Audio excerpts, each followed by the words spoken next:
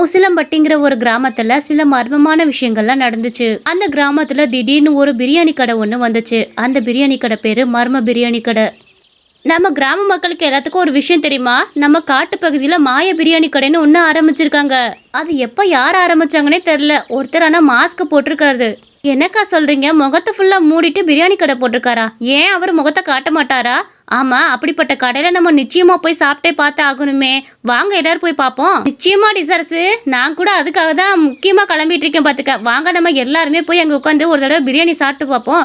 அப்படி என்ன அந்த மாய பிரியாணில இருக்குன்னு இன்னைக்கு பாத்துருவோம் வாங்க. அட, இதுக்கு முன்னாடி இப்படி காட்டோத்துல யாரும் கடை போட்டு பார்த்ததே இல்ல. கிராமத்துக்குள்ள போட்டாவது ஓடும். இவன் என்னடா லூசு பய மாதிரி காட்டுக்குள்ள போட்டு வச்சிருக்கிறேன். கிறுக்கு பய. சரி வாங்க போய் சாப்பிட்டு பார்ப்போம்.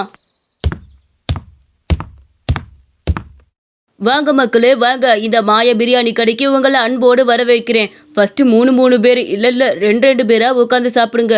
ஏன்னா என்கிட்ட பெஞ்சு ஒண்ணு தான் இருக்குது. அதனால ரெண்டு பேரா சாப்பிடுங்க உட்காந்து. ஐயா, ஒரு விஷயம் சொல்லுங்க. நீங்க ஏன் முகத்தை இப்படி மூடியே இருக்கிறீங்க? உங்க முகத்தை திறந்து விட்டுட்டு அதுக்கப்புறம் வியாபாரம் பண்ணலாமே. ஏன் உங்க முகத்தை உலகத்துக்கு காட்ட மாட்டேங்கிறீங்க? எதுவும் உங்களுக்கு முகத்துல பிரச்சனைனாலும் சொல்லுங்க. அப்படிலாம் நாங்க யாரும் எதுவும் தப்பா சொல்லிட மாட்டோம். சொல்லுங்க. ஏமா, அது அவங்களோட சொந்த விருப்பம். இதெல்லாம் எதுக்கு நீங்க எல்லாரும் கேட்டுட்டு இருக்கீங்க? உங்களோட வேலை சாப்பிட்றது மட்டும்தான். ஒரு பிளேட் பிரியாணி நான் 50 ரூபாய்க்கு கொடுக்குறேன். உட்காந்து சாப்பிட்றவங்க சாப்பிடுங்க. மற்ற விஷயத்துல தயவு செஞ்சு என்கிட்ட கேட்குற வேலை வச்சுக்காதீங்க. உட்காந்து சாப்பிட்ற வேலையை மட்டும் பாருங்க. சரிங்கய்யா, நீங்க தப்பா நினைச்சுக்காதீங்க. நாங்க ஒரு பேருக்கு கேட்டோம் எதுக்குன்னு. நீங்க ஒன்றும் தப்பா நினைச்சுக்காதீங்க. எங்க 2 பேத்துக்கு பிரியாணி கொடுங்க. அங்க ரெண்டு பேரா உட்காந்து அந்த பிரியாணியை ருசிச்சு சாப்பிட்டுட்டு இருந்தாங்க. எல்லாத்துக்குமே அந்த பிரியாணியோட சுவை கூட ரொம்ப பிடிச்சிருந்தது. அடுத்த 2 பேர், நீங்க 2 பேரும் உட்காந்து சாப்பிடுங்க. அதுக்கப்புறம் அந்த அங்க நிக்கிறாரு அவரை சாப்பிட வைக்கலாம். நீங்க போய் முதல் 2 பேர் சாப்பிடுங்கம்மா. ஐயா, உங்களோட இந்த மாய பிரியாணி கடையில் இந்த மாய பிரியாணி கூட ரொம்ப அருமையாக இருக்குது. சுவை சூப்பராக இருக்குது. நாங்கள் தினமும் வந்து கண்டிப்பாக சாப்பிட்றோம். நாளைக்கும் நிறையா செஞ்சு எடுத்துகிட்டு வந்துடுங்க என்ன. அதே இடத்துல குமாருங்கிறவன் தன்னோட சாப்பாடை சாப்பிட ஆரம்பித்தான்.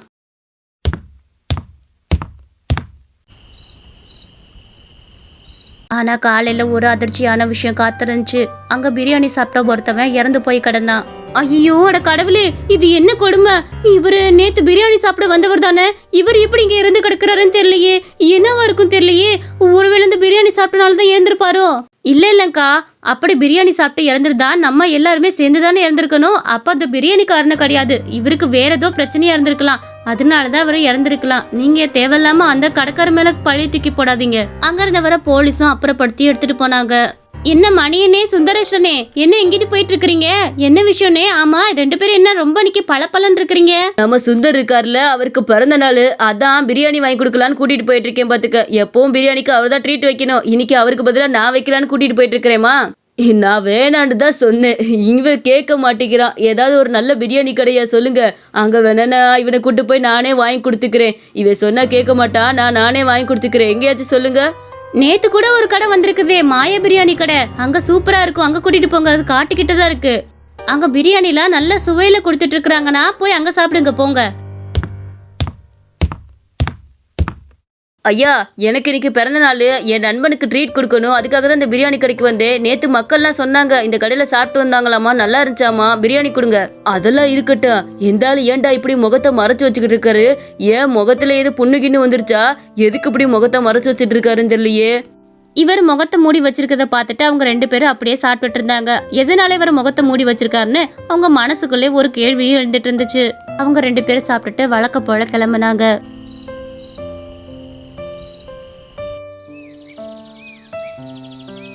ஆனா அடுத்த நாள் காலையில அவங்க 2 பேருமே மர்மமான முறையில இறந்து கிடந்தாங்க. இந்த கிராமத்துல இப்படி தொடர்ந்து இறப்பா நடந்துகிட்டு இருக்குது. என்னதான் இந்த கிராமத்துல நடக்குது தெரியல. இந்த கிராமத்துக்கு ஏதாவது ஒரு புது விஷயம் வந்திருக்குதா? உங்க கண்ணுக்கு பட்டுச்சுன்னா கண்டிப்பா சொல்லுங்க. அதை தீர விசாரிச்சாதான் இந்த கிராமத்துல என்ன நடக்குதுன்னு உண்மை வெளியே வரும். ஐயா, ஒரே ஒரு உண்மையை நான் சொல்லவா?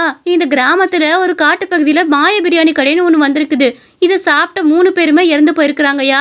அதை கொஞ்சம் விசாரிச்சிங்கன்னா நல்லா இருக்கும். ஆனா அந்த மாய பிரியாணியில நாங்களும் தான் சாப்பிட்டுருக்கோம். இன்னும் எங்களுக்கு ஒன்றும் ஆகல. இவங்க சாப்பிட்ட 3 பேருமே இறந்துருக்காங்களே. அப்படியா? இதை முதல்ல சொல்லிதான் நாங்க முதல்ல விசாரிச்சிருப்பேன்ல. முதல்ல அந்த கடைக்காரனை பிடிச்சி விசாரிச்சா எல்லாம் தெரிய வரும். ஏமா இப்படி லேட் பண்றீங்க? லேட் பண்ணா இங்க இருக்க கிராம மக்களுக்கு தான் ஆபத்து. பார்த்துக்கோங்க. நீங்க லேட் பண்ணனால 3 உசுறு அனாமத்தா போயிருச்சு பாத்தீங்கல்ல. இப்பயே போறேன், அவன் எவனு பாக்குறேன். ஏய் யாரு நீ? ஒழுங்கா உன்னோட மாஸ்க் கீஸ்கெல்லாம் கலட்டு. நான் போலீஸ் வந்திருக்கிறேன். என்கிட்ட இந்த மாஸ்க மூடி மறைக்கிறவெல்லாம் வச்சுக்க கூடாது. ஒழுங்கா உன்னோட மாஸ்க தந்துட்டு நீ யாருன்னு முதல்ல சொல்லு. உன்னால 3 உயிர் போயிருக்கு. ஐயா, இந்த கிராமத்துல நானும் பல வருஷத்துக்கு முன்னாடி வாழ்ந்தவதாயா. என் பேரு ஸ்நேகன். உங்களுக்கு தெரியாதாக்கோ என்னைய நீங்க பார்த்தது உண்டு தானே? ஆமா, உன்னே கிராமத்துல ஒரு கொஞ்சம் வருஷத்துக்கு முன்னாடி பார்த்துருக்குறேன். ஆமா, இந்த பாதி வருஷத்துல நீ எங்க போயிட்டு வந்த? எதனால உன் பிரியாணி கடையில சாப்பிட்றவங்களாம் இறந்து போறாங்க? அதை முதல்ல சொல்லு எனக்கு. அங்க சாப்பிட்றவங்களை எல்லாம் கொலை பண்றது நீ தானே? உண்மையை மறைக்காம சொல்லு, அப்புறம் உனக்கு தண்டனை பெருசா இருக்கும். இங்க பாருங்கய்யா, நான் யாரையும் கொலை பண்ணல. அவங்க செஞ்ச பாவத்தை ஞாபகம் மட்டும்தான் படுத்தினேன். அது அவங்களா பண்ணிக்கிட்டா அதுக்கு நான் ஒன்றும் காரணமாக முடியாது. கொஞ்சம் வருஷத்துக்கு முன்னாடி இந்த பாவிக 3 பேருமே சாப்பாடுல கெட்டு போகாம இருக்கிறதுக்கு ஒரு திரவத்தை கலந்துக்கிறானுங்க. அந்த திரவியம் நாளடைவுல விஷமா மாறி இருக்குது. மக்கள் உயிருக்கு பலி போனதுக்கு அதுவே காரணமா இருக்குது. அது தெரிஞ்ச அந்த பாவிக நிப்பாட்டல்ல, மக்களோட உயிரில வளரணும்னே வேணும்னே அந்த சாப்பாடை வித்துக்கிட்டு இருந்திருக்கானுங்க.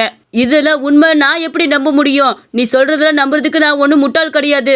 அவங்க இந்த தப்பா செஞ்சதுக்கு என்ன ஆதாரம் இருக்கு நீ காட்டு, அதுக்கப்புறம் நான் மற்றதெல்லாம் பேசிக்கிறேன். இங்க பாருங்கய்யா, கொஞ்சம் வருஷத்துக்கு முன்னாடி இந்த வீடியோவை நான் கண்ணு முன்னாடியே எடுத்தேன். அவங்க என்னை துரத்துனதை பார்த்துட்டு நான் அந்த இடத்த விட்டு ஓடிட்டேன். நான் மட்டும் அன்னைக்கு இருந்ததா என்னையே அந்த பாவிக கொண்டிருப்பானுங்க.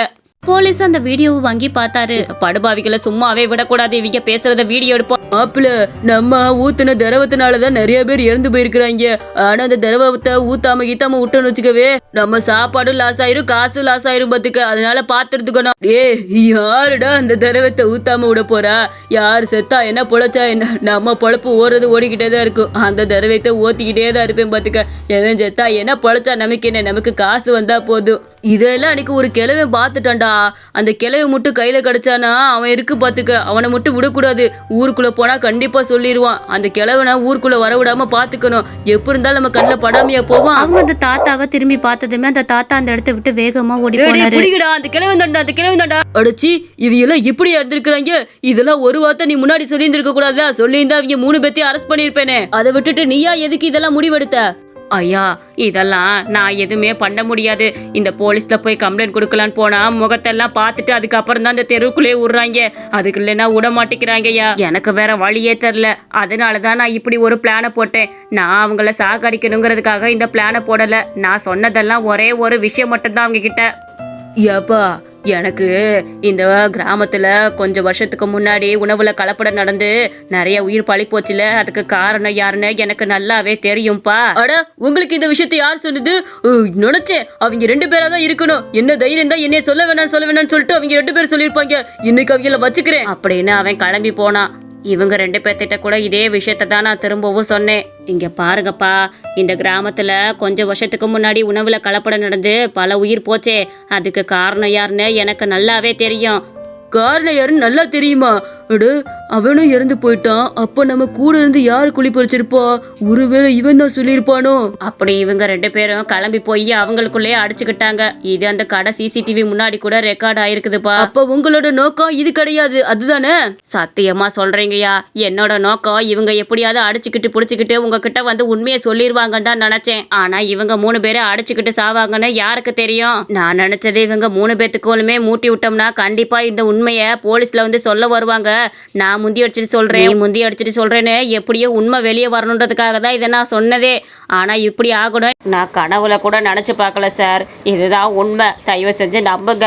சரி, நீ சொல்ற மாதிரியே அவங்க 2 பேரும் சண்டை போட்டுட்டு இறந்து போன விஷயத்த நான் அந்த சிசிடிவில பார்க்கணும். அப்படி பார்த்ததுக்கு அப்புறம் தான் நான் எந்த முடிவா இருந்தாலும் எடுப்பேன். ஏன்னா நியாயம் முக்கியம் இல்ல. ஏமா, உன் கடைக்கிட்ட ஒரு சிசிடிவி கேமரா இருந்துச்சுல்ல, அதை நான் செக் பண்ணணும். கொஞ்சம் எடுத்து காட்டுறியா? கண்டிப்பா நான் எடுத்து காட்டுறேயா. எத்தனை நாள் ஃபுட்டேஜ் வேணும்னு சொல்லுங்க. அந்த போலீஸ்காரும் அந்த சிசிடிவில நடந்த ஃபுட்டேஜ் எல்லாத்தையும் செக் பண்ணாரு. ஒரு பாவி பயலே, எல்லாம் ஒன்னாலதான்டா. நீ தானே என்ன போட்டு கொடுத்தது.